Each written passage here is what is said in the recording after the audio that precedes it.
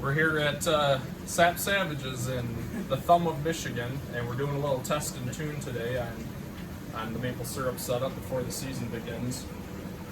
And we really want to get this up and going, do a little bit of cleaning, but then to test out our new Stack Temp Controller. And it looks to me like we're ready to load up, get a little more wood in the box. We're getting below our set point. We're trying to make her at about 700 degrees right now, but she's falling off. We're at about 640 right now. So let's turn that inducer motor off. We don't need anything blowing back in our face.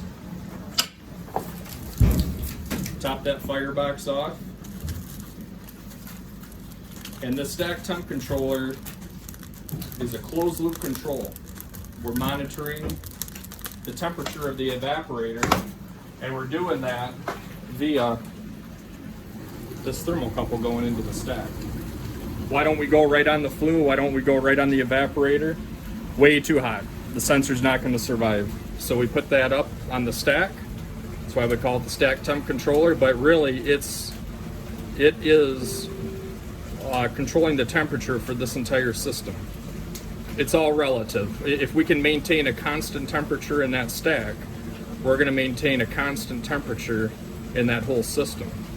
We take all the highs and lows out of that. Without this control, you could be running anywhere from 300-400 up to 1,000, maybe 1,200 degrees, back and forth, and it gives you a very inconsistent product in the end.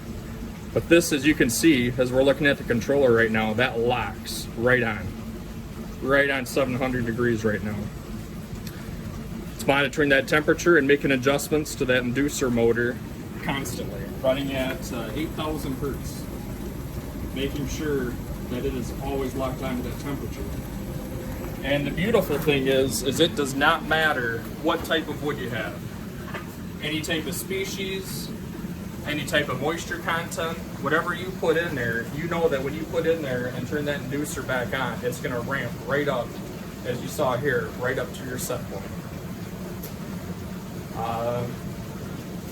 So I think we're good here. We got her all figured out. Very simple setup. It took nothing to install. Screwed her onto our back plate here. Used a step drill to get our thermocouple into the stack. One cable to the inducer. One cable for the power, and we're up and running. Thank you.